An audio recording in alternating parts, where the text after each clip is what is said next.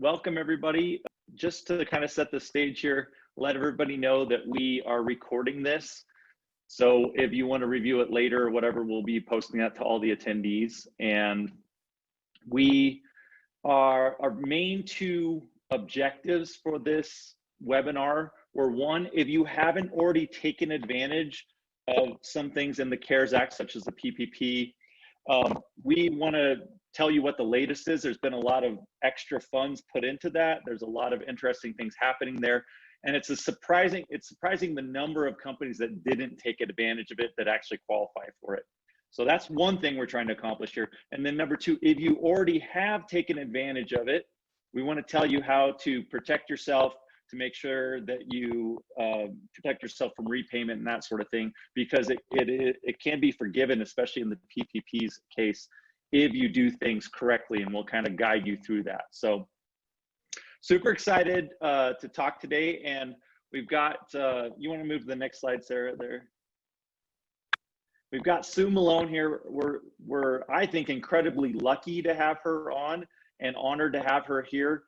Sue is absolutely a connection that we're lucky to have with Washington, D.C. She is in the midst of all of this stuff. She was one of the people writing the language of the first bills of this. So she knows more than almost anybody else in America about what's going on here. Super excited to have her, and she's kind of be leading the way on these slides as we go along. So welcome, Sue. Glad to have you here. Thank you. It's an honor to be here. Okay, Sarah, you want to move forward here? All right. So Sue, I'll kind of let you take it from here, and I'll jump in wherever you need me to. So this is a list here of some things that people think maybe are happening with the CARES Act or not happening. Kind of want to walk through these with everybody. Perfect. Absolutely. Well, here's the good news. It's been extended. So for all of you that have not participated in it, please do, because you'll probably never see a loan program like this in your lifetime. So please think twice about it. I know a lot of people get very nervous when they have to do government paperwork, but we're streamlining it each time. And for some of you that have already received it, especially the people that received it early on, you really had to do a lot more paperwork and a lot more work than what has to be done now. So we apologize. The program just came out really fast. And as you'll see on the slide, there were 31 changes from the original bill. So it was absolutely a science experiment on steroids.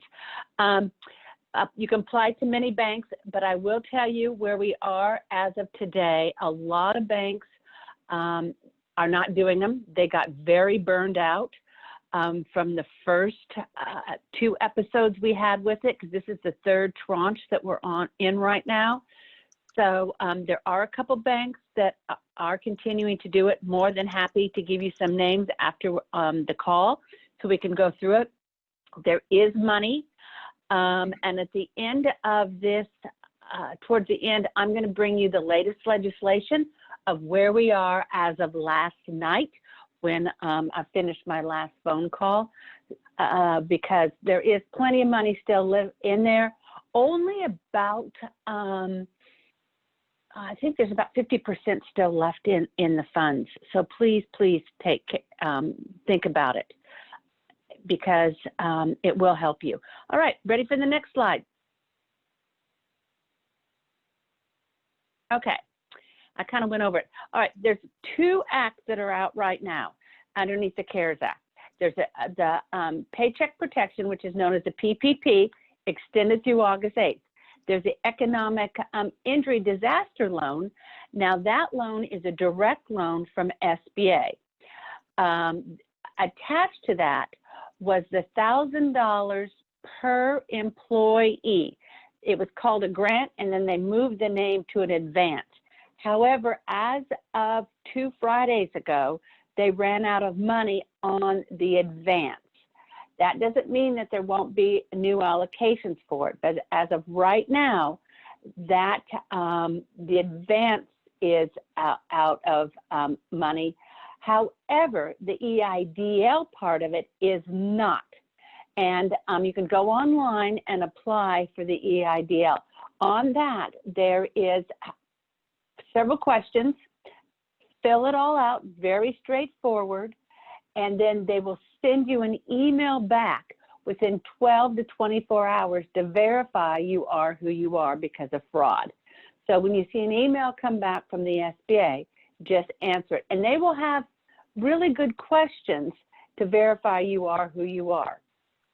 We're going to share some resources with you, and new info comes out daily, and I try and keep Sarah abreast of what's coming on so she can share it with you as it comes out. All right, next slide. Okay, the CARES Act was signed in on February 27th.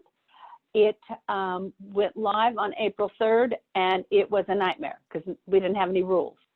So if you were at the very first stage of that, I apologize. It just came, lines were around the corner at community banks for the funds, and no one could really start lending until the following midweek. And then there were so many different changes, and everyone had to develop their technology, their back-end technology, and then hook up with the federal government. So it really took a long time. But now we're in the third round of funding, so all is good. Next slide. Okay. How it can, pop up. Oh yeah, we've got a poll running here, and we're just curious if anybody has applied for either the PPP or the IDL. And if you could just kind of fill out that poll, that'll help guide us as what parts of this we focus more on, what parts we might skip over more.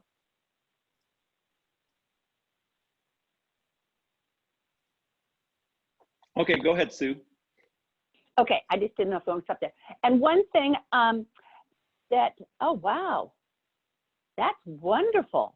So everyone's applied for it. Okay, so we don't need to talk about the applying part of it. But what we do need to talk about is the forgiveness part of it, because that is what's going to be key for all of you business owners. Because it's going to fall on you to be truthful. And I will tell you the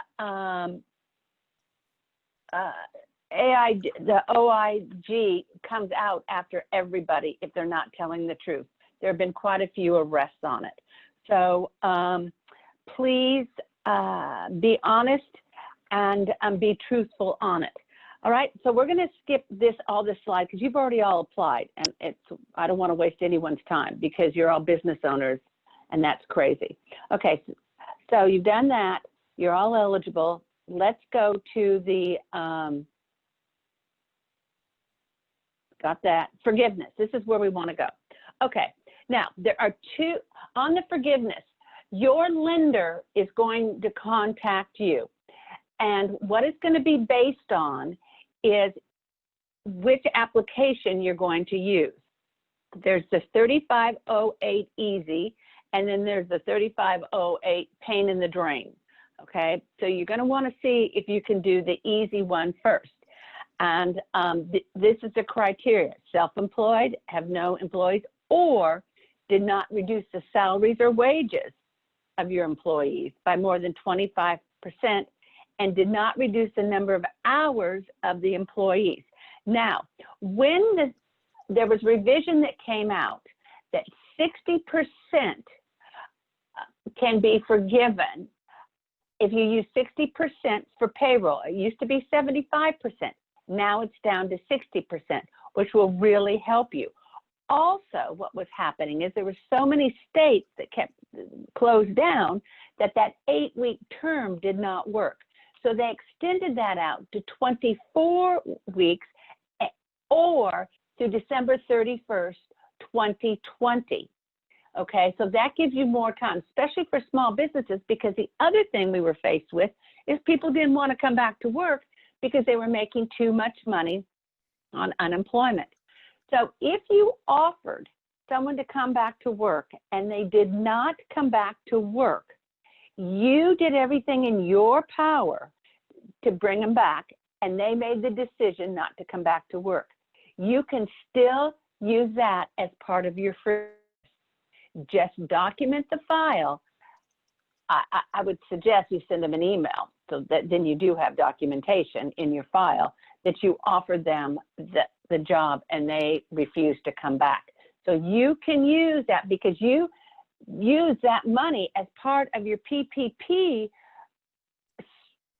allocation. That's where you were based on, and you didn't know that they weren't going to come back. So you can count that as part of the comeback, okay? And then also, if you can document experience reductions in business activity as a result of health directives. This really applies to contractors that have to do inside work. Outside work is a little bit different, but inside work, you can really use this to your advantage, especially, and it also works in the hospitality industry a great deal. So you want to try and use the 3508 easy because there's only a few questions and a few calculations that you have to do. When you move over to the 3508 form, it gets much more complicated and much more complex. Now, to save you a lot of time, when I first did this webinar, I mentioned to all of you, when you got the PPP loan, put it in a separate account so you can really track it and really trace it very well.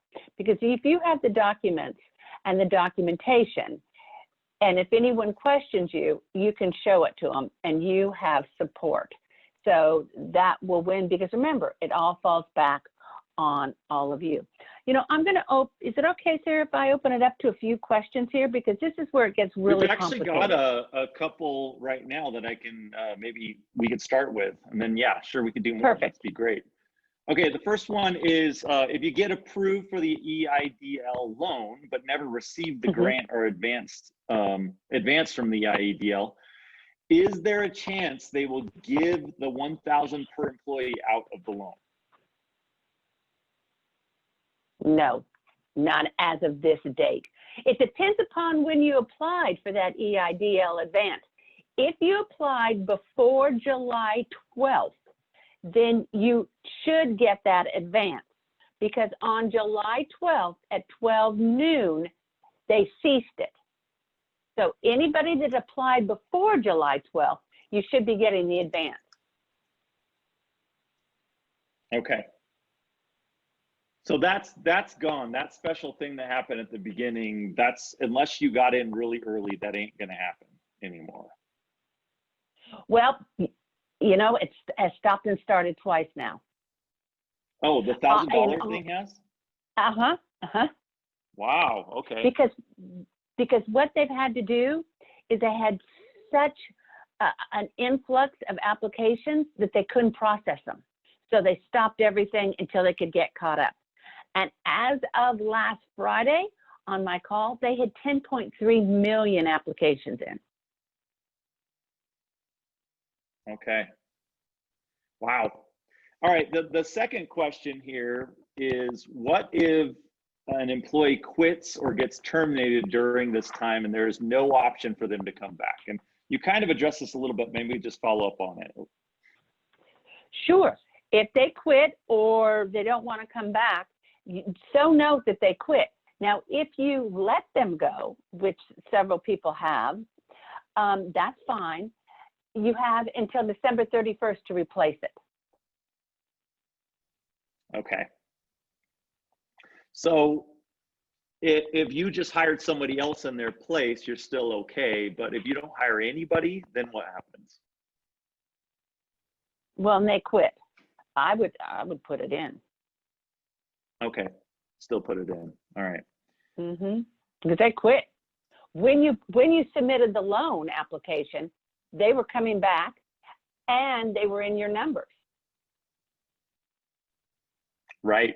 Okay. And that, it's really getting to the spirit of this here at that point. Then. Exactly. And it's just critical that you have good documentation for that. There should be some kind of like separation agreement or something that notes when they quit and why and that sort of thing, right? Absolutely. Absolutely. Yeah. Okay. As you said, it's the spirit of it.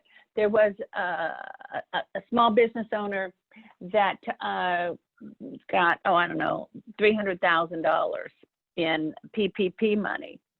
And he said he was going to bring all of his employees back. He didn't. He used it to buy Bitcoin. You can't do that. Mm-hmm. Yeah. Don't do that. That's a good point. Yeah, don't do that. Okay, next question here. I did not put my PPP loan in a separate account. I have every expense logged into my QuickBooks account and my payroll company. Do you think this document will be sufficient, Sue? Yes, I do.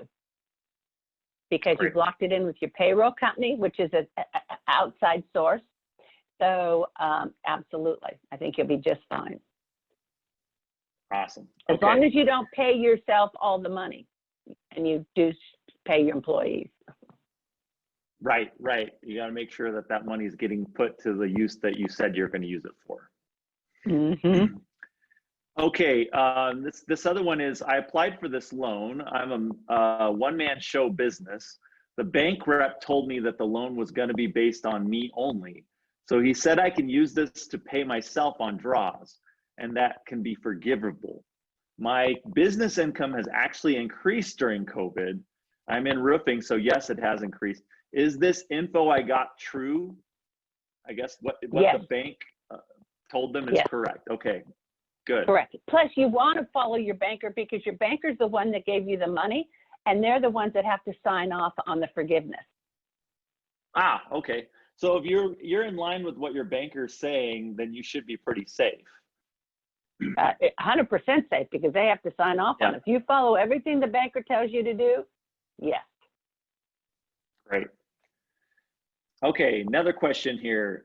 Some of my employees were on commission before the pandemic. I've been paying them through the PPP account based on an average that they made in the past because there were no contracts coming in, so no commissions either. Now that we have more contracts coming in, should I start paying the commissions or continue to pay them based on their average? I would continue based on the average if you want the full forgiveness. But wait a minute, let me step that back 2 steps. When you applied for the PPP, when you put in your total payroll costs on your 940, did you include commissions in that number? Yeah, this is a written out question, so I'm not 100% sure, but I would think from what, okay, I'm saying yes, they did include commissions. I mean, certainly if they're paying off of the expected commissions, then yeah, they included them. Is that a no-no to include commissions? Because that's usually how a lot of people in this industry get paid. No, it's fine if you include commissions, if you're reporting it on the 940 and 941s, because then you have verification that you actually paid them. Okay, so then it would be better to do the average and not pay them based on the current number. Correct. So you can get the forgiveness. Good. Okay. Awesome. These are some good questions here. Looks really like in the good chat question. channel. Let's see. Okay, there's somebody who said, so when you say put them in the numbers, what do you mean? Please elaborate about the employee who did not come back because they are making more on an unemployment, but the job was offered to them. Okay, what I'm saying there is when you filled out your PPP loan application, you went off of 2019's payroll on the 940, or you did the calendar year from February to February, whichever one you did. So you included those you included the wages and health benefits and anything else that was allowed underneath that. Okay, so that's what you based your loan, your PPP loan on. And so 60% of it or 75% of it can be forgiven, okay? Up to 75% can be forgiven. So you've included that money. So you want as much forgiven as possible. And it was based on 2019's payroll. So now you're back up and operating. You offered that person a job. They were already included in your gross numbers for your PPP. So you want to be able to have that forgiven. You offered them their job back. They did not want their job back because they made too much money on unemployment. You can use their wages that you used in the PPP application as part of the forgiveness. It's not your fault that they did not come back. So now, they're in your when head that count. happens, what do you think would be the smartest thing? Like, part of me thinks, boy, it'd be really great if you had sent them an offer letter and you had an email or something that showed they said no to the offer letter, you know, to come back or something. So you have some real proof, because otherwise it's just your word, you know, saying, hey, yeah, I offer this and they said no. What kind of documentation would be really smart to have there? I would send them, if you do face-to-face and they don't want to come back, I'd send a follow-up email and say, today we spoke about you coming back to work. You said, no, you're not going to come back. Document. An email works beautifully. And then if they're willing to sign something that says they don't want to come back, that's even better still, but a lot of people won't do that. So paper trail. Okay. So this is kind of a follow-up to that. Somebody said, if you received the loan, but no employees came back, I have no employees, only myself. How do I report that information? Well, it sounds like you just make sure that you have that documentation, and ideally you've sent like some kind of formal email or even mailed them a letter or something that said, hey, this is what we discussed. You said you didn't want to come back. I'm just documenting this, you know, or something like that. Exactly.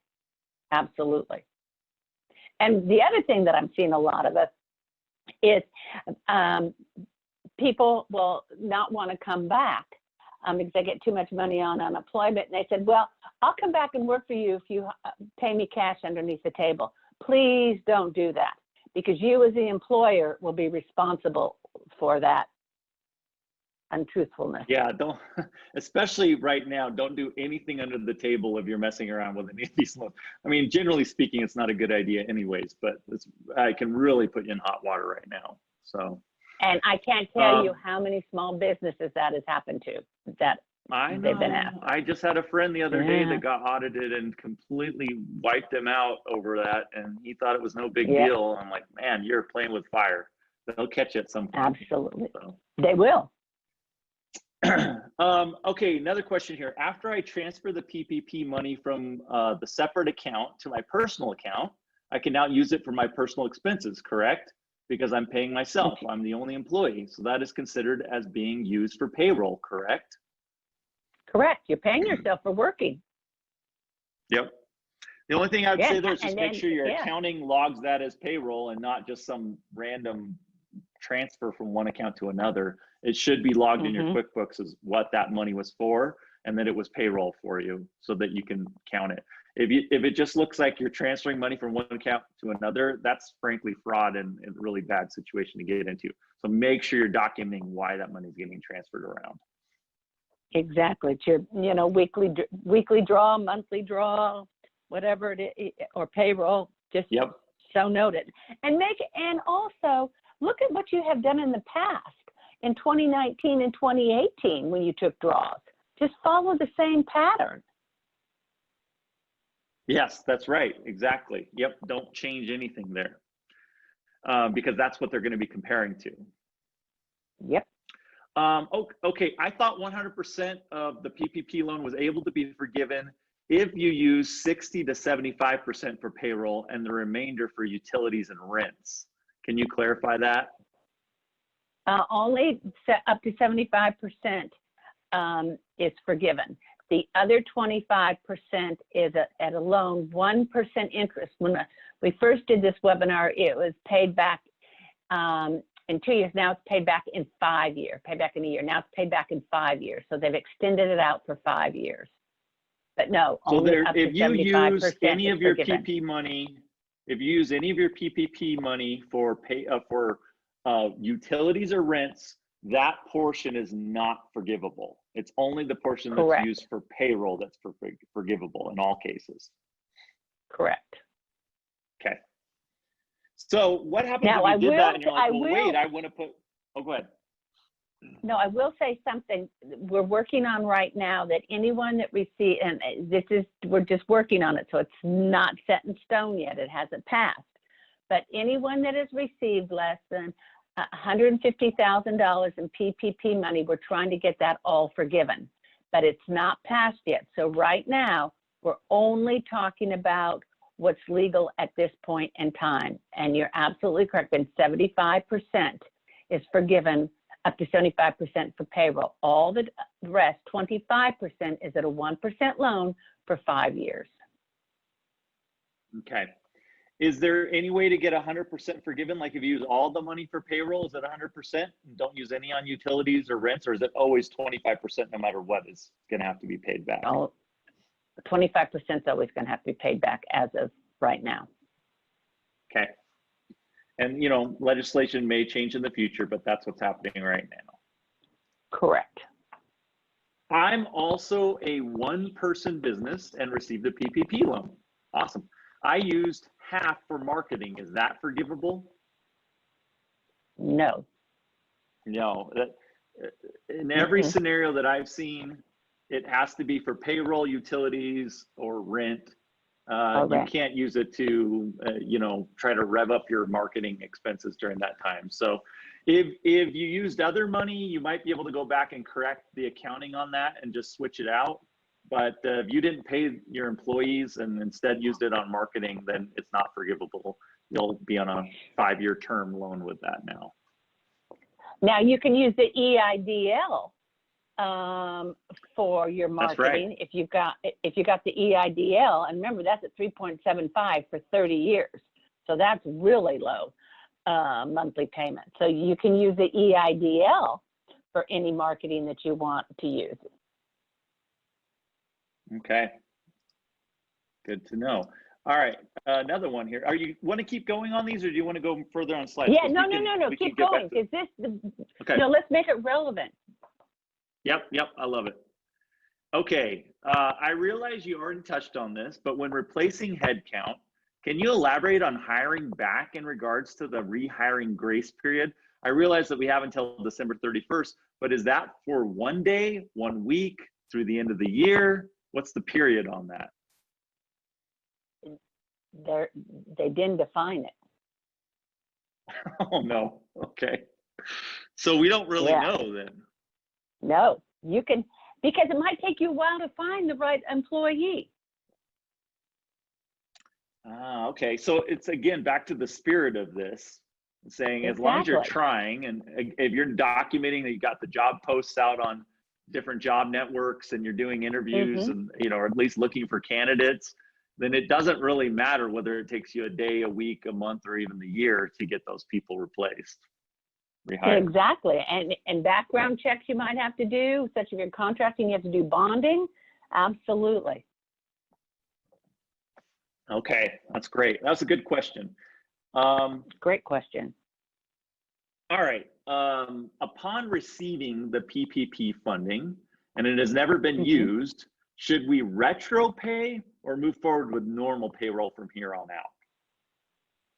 Okay, your timeline starts with when you receive the PPP money, either when the money's deposited into your bank account, your business bank account, or when you have your first payroll. It's your choice. That's when the weeks start counting.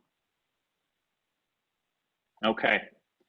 So it's really just whatever time that you receive the money, that's what you should be looking in the future, not the past. Now, I know there's a corollary probably to this, which is that during March and a lot of April, the construction industry was really constrained and struggled a lot.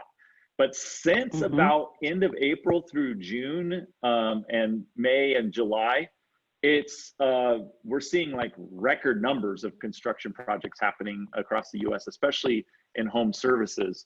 So some of this stuff that we got hit hard by in March and April isn't really happening as much now. So can you say, well, all the revenue I lost back in March and April, I've got to recover or pay those people for that and get a loan now and retroactively pay? Or is it only for anything going forward? And so if you're doing really well, what do you do? You know, just don't take the money?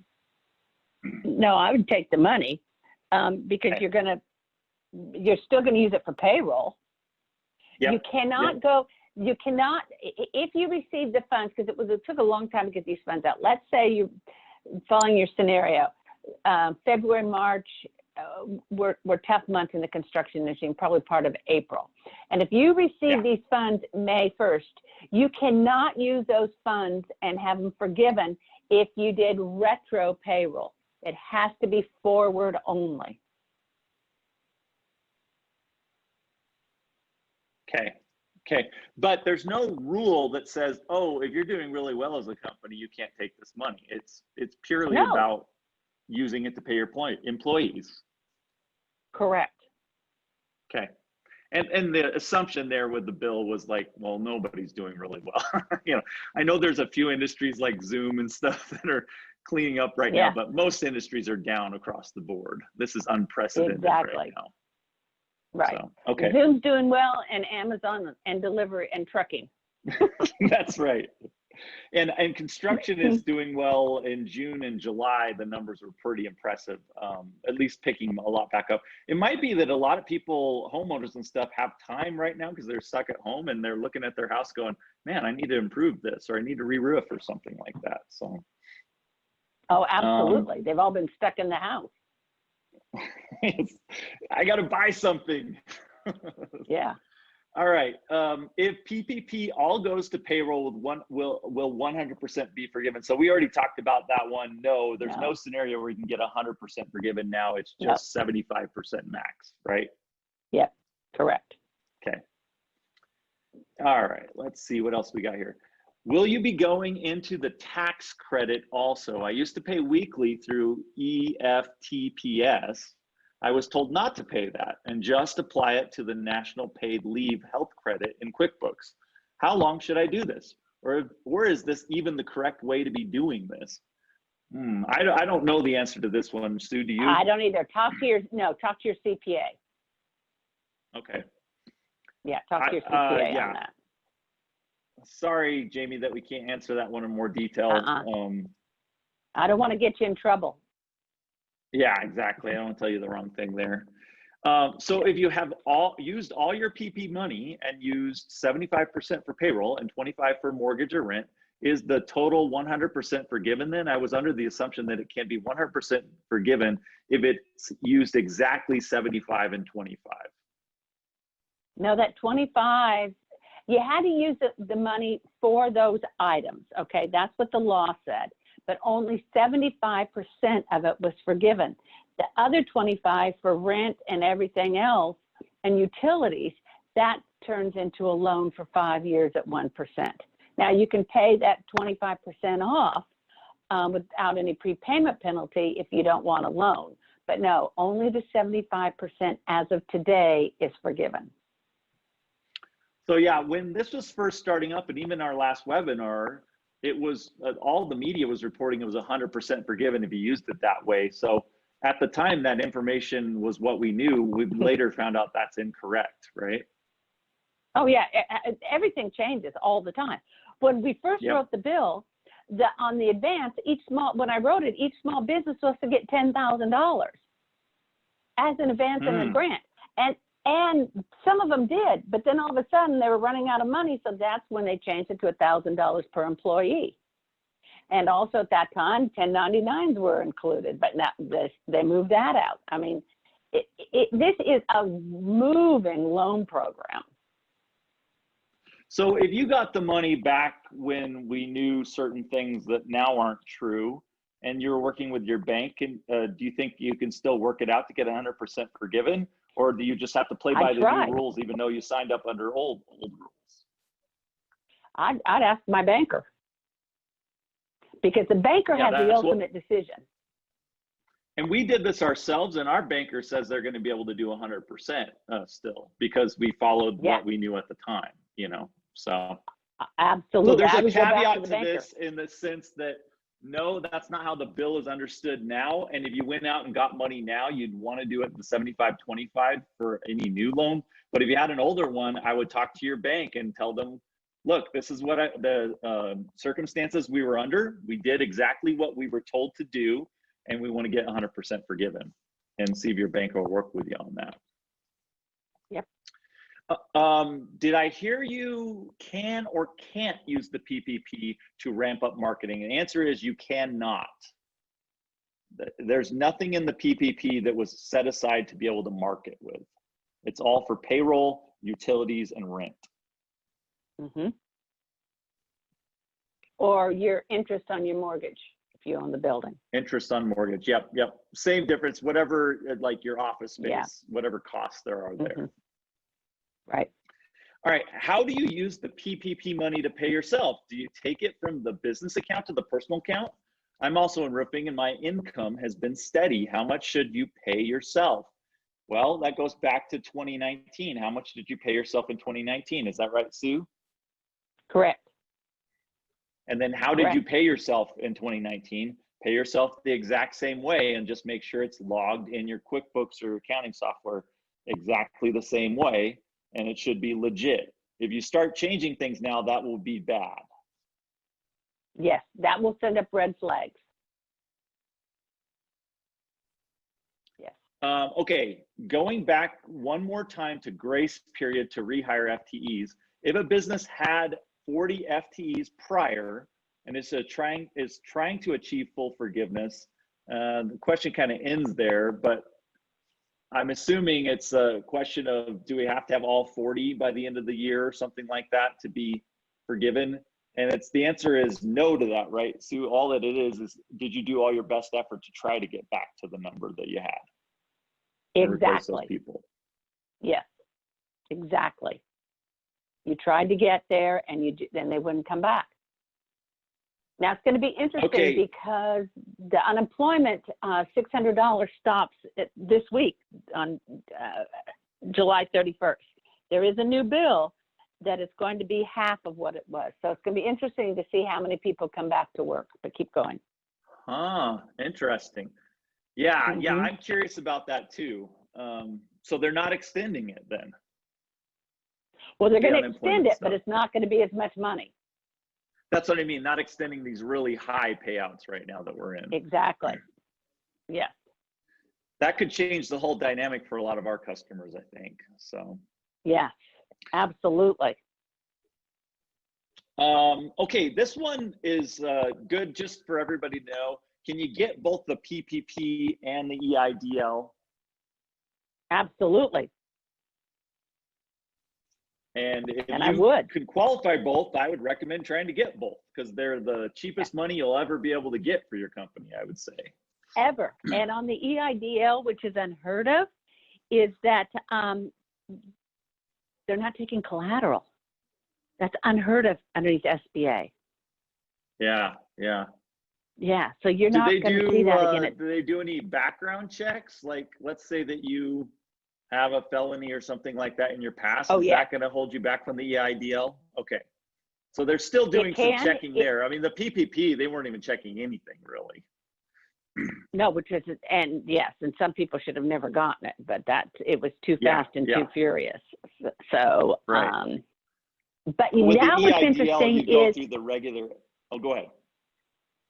Yeah, underneath the PPP, you say that you're not a felon. You say under perjury that you're not. And then all of a sudden, later on when the banker now can sit back and settle when it's not such a mad rush, they're looking at this. And if they find out that you initialed that you did not have any felonies or you had not defaulted on an SBA loan and that all of a sudden they had, they're going to call the inspector general because the lender does not want to have that on his or her record. So, and remember, when you signed up for this loan, you are ultimately responsible for it. So they're starting to go after a couple people that didn't tell the truth. Yes. So as always, honesty is the best policy, especially when you're dealing with the government. Okay. I continue to pay my employees even though we were unable to work. The office was closed for the most part before I got the PPP loan because I didn't want anyone to go elsewhere or go on unemployment. That's really cool of you. That's awesome. Can I include that pay in the forgiveness? No. That's one of the heartburns of it. You can only start it when you receive the funds or if you select to your first payroll. You cannot go back. And it was interesting. So Jamie, because even though you did the written, right thing, the honorable thing, the thing that we all look up to you to do, you know, you don't get the reward for it in the same way. So just anything that you've gotten the PPP going forward. So hopefully you still have those employees and you just pay their wages and then it'll all even out. But no, you can't go back on that money. No, and we did fight it because a lot of people did exactly what you did, Jamie. And we did take it up the food chain and it didn't work. Yeah. We so did the same thing and person. we found that we couldn't. Yeah, exactly. Okay, I have a seasonal business. Can I let a seasonal worker go and still receive the forgiveness? Yes. There's special rules for seasonal workers. Yes. So note your file that it's seasonal. Go back and check with your banker to see how they want you to document that file. But yes. Okay. Okay, cool. Hey, that's great because I know a lot of people in contracting have some seasonality, and that's very helpful. That's awesome. Good question. Great question. Okay, is there a monetary threshold where we have to use the standard form, or should we just use the easy form regardless of the PPP loan amount? It's not the loan amount on it. It's those other, Sarah, can you go back to the slide on what determines the easy? It's mainly if you kept your wages within 75% of what you were already paying them. That's basically the criteria. It's when you lower the wages by more than 75%, that's when you have to go to the larger form, or you don't bring back the employees up to 75% of your employees. You don't bring them back on. However, going back to that item, if you tried to bring them on and they did not, then you can include that as an employee, as we discussed about before. So that's the criteria of using the 3508 Easy application. And always check with your banker, because trust me, the banker wants to use the 3508 Easy too. They don't want to use that other one. Right, exactly. So that's the key here, is always make sure you're working with your banker. If you have a really good relationship with them and you've been talking to them and asking these questions along the way, then you're probably going to be in a really good spot. Yeah. Okay. Because trust me, this back-end forgiveness is a nightmare to the banker. So you talk to the banker and find out exactly the easiest way for them to give you the forgiveness, and you'll be surprised how easy it'll be for you. Okay. This is life lesson, number 110. Always if you want somebody to do something for you, make it easy for them. So, okay. When did the maximum forgiveness change to 75%? Do you know when, because even our last webinar, we thought it was 100%. When we signed up, we thought it was 100%. When did that get changed to 75% max? I'll have to go back and look. I've got all the rules and regs. What's so interesting is it would be one thing on Thursday night, and then on Friday afternoon, a new rule would come out. I'd have to, we've had 32 changes in it. Oh yeah. These changes were daily. Yeah. Daily. So but, there's already so much uncertainty in the climate, and that's not helping anything, right? No, not at all. I mean, it was crazy. I started hearing about the 75% max thing sometime, I want to say it was like early June. Now doesn't mean anything except for that's when I started seeing it reported in business articles and stuff. So. I mean, I've got all the legislative rules. I just don't know the dates of when it all changed. Yeah. I mean, I'd be more than happy to go back and look. But look to see when the lender funded your account and see when you fell underneath it. Yeah, and that's what I would say to all of these ones about the 75%. It's just, guys, go back to your banker. If they told you 100% forgiveness, then hold them to it, and show them how you use the money and make them stick to their word, and they will help you navigate that. And if they told you 75-25, then you can't change your mind later. Like, that's what they're going to do. So somebody asked, can you point us to the rule in the bill where it states only 75% max is forgivable? It was in an addendum to the rule. Okay. Where could they find that online? SBA website. The SBA website? Oh, you know what? The best one to go to is Treasury. Go to Treasury. Is it treasury.gov? Clear. We have that link in the Treasury.gov. slide deck too. I'll send it out. Do you want to pull up that slide real quick, Sarah, so everybody can see it? Yeah, give me a minute to find it. Okay. Yeah, that website, the Treasury website, is the clearest and the easiest and the cleanest, and they have them all by dates. Yep. All the changes by date. Okay, somebody said 6/5/20 was the date Trump signed the change from 60/40 to 75/25. So yeah, June 5th. That kind of corresponds to when I started hearing about it, about the first week of June. Okay. This is worded a little strange, but I think we can figure it out. Can you employees on the 1099?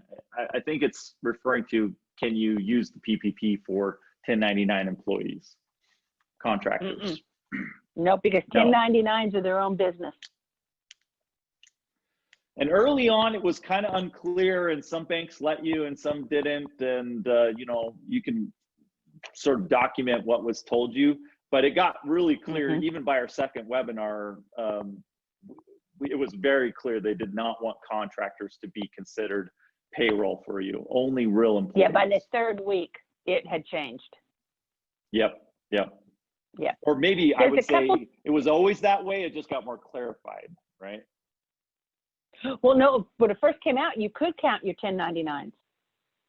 Ah, okay. So it did change. Yeah, it did change. Oh, yeah. So what have you got in when it hadn't changed yet? Then it's just back to like the banker's rules on that? Yep. Yeah, but sort of like you're out playing a game and you're shooting hoops, and then suddenly they say, oh wait, now the new rule is that you have to score on the other person's team. And you say, well, wait, I started the whole game going the other direction, right? It's not really your fault if they're changing their minds. So the best way to work this out is with your banker. Right. And in all fairness, when the 1099 changed, that was the second week in, and most people hadn't been funded by then. Yeah, that's true. That was really early on. Yeah, it was really early on, and everything was just a plumbing nightmare. Everything was clogged up because no one had the rules and no one had the infrastructure. There's a couple things that I want to, before, I just need 5 minutes to go over some of the new pieces of legislation that are coming out. Yeah, why don't we do that really quick? Be aware the questions that are left are kind of repeats of a little bit nuanced repeats of what we already have. So I think we hit a lot of the big stuff. So let's dive in, and then we'll see if we have a couple more questions at the end. So go ahead, Sue. Perfect. Okay, what's on the floor right now to be voted on that are going to, they're going to provide funds to allow small employers that have seen their revenue declined by 50% or more receive a second round of PPP loans. The bill will limit the second forgivable loans to entities with 300 or fewer employees and create an additional set aside of funds for businesses with 10 or fewer employees. Okay, so that's key to a lot of small businesses, because as we all know, at the very beginning, all the pretty good sized businesses got the first round of funding. So that's focusing in, and there'll be some more money. Okay, and then they're looking at creating a guaranteed long-term, low interest working capital product for seasonal businesses and businesses located in low-income communities. The loans will equal 2 times the borrower's annual revenues up to $10 million, with the maturity of 20 years at an interest rate that is fixed at 1%. It'll be for businesses with 500 employees or fewer and have seen their revenues decline by 50% or more in the first or second quarter of 2020 compared to the same quarter last year. Okay. And now for all of you that had the questions on forgiveness, allow businesses to utilize forgivable PPP funds for personal protective equipment for workers, adaptive investments needed for businesses to operate safely amongst the COVID-19 pandemic, and any additional expenses that you had to incur to keep people safe during this crisis. So those are the things, and this is getting a lot of traction. I'd be surprised if this does not pass. Wow.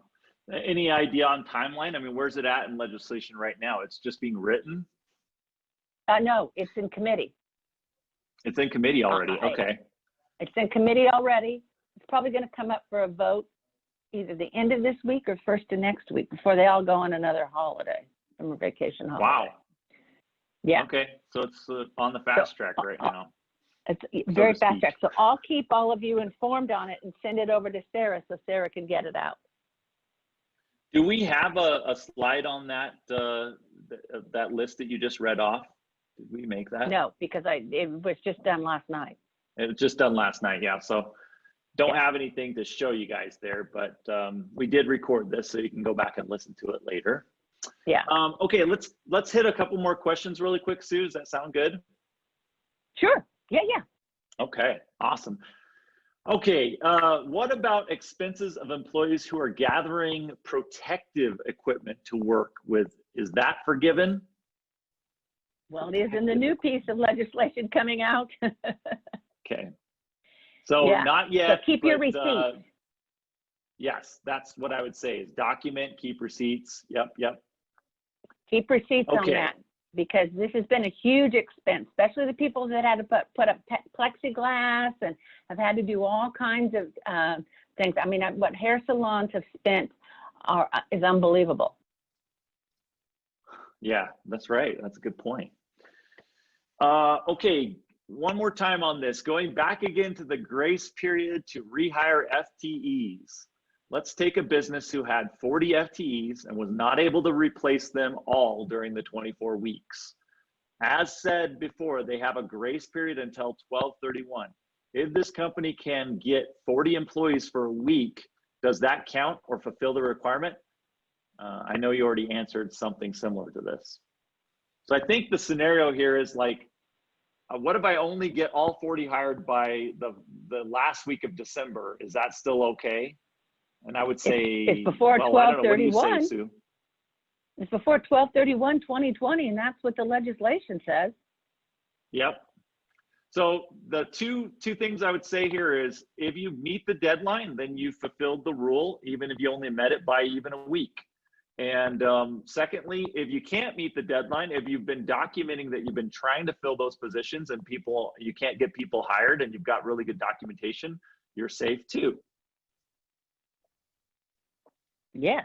And then, like all of these things, talk to your banker and make sure they're apprised of what you're trying to do, and make sure that they are on board with how you're doing it and documenting it and as long as you make their lives easy, you'll probably be able to move pretty quickly with them, get what you need.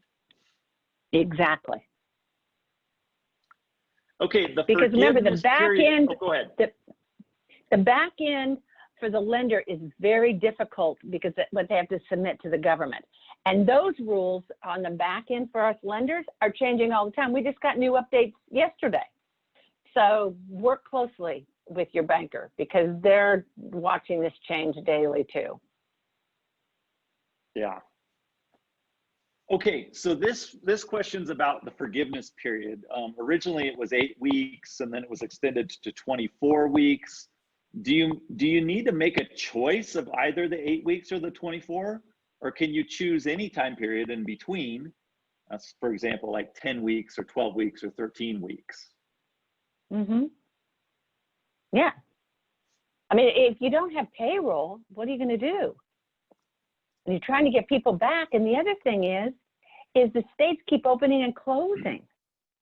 So yeah, I know, it's crazy. One minute you can go to work, and the next minute you're shut down again. So just document your files. I mean, I know we've said this 900 times, but a lot of this is out of your control. Such in California, we open, close, open, close. I mean, I don't even know if we're open today. Yeah, it's you almost have to make a website that tells you, are we open today now? It's so crazy over there. Yeah. So then it's really hard for businesses. It's causing things to get worse and worse. Yeah. So I am hopeful about this whole situation. There's a lot of good numbers showing that cases are starting to level off and go down in all the big states. And we're learning a lot more about how to treat this problem. So I'm very optimistic about later this year, but we can't tell right now what's going to happen. So I'm with you. I'm totally with you on that. I think if our media just cooled it for 2 weeks, we might be out of the woods on this thing. I think everyone should turn off everything to do with me. Yeah, the media is just driving nuts. And when I was in DC, I don't know, 2 weeks ago, there was media all around. I said, can you guys just go home or call in sick? I love it.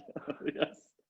I think everybody's life would be better if the media just calmed down for a week. Yeah. Yeah.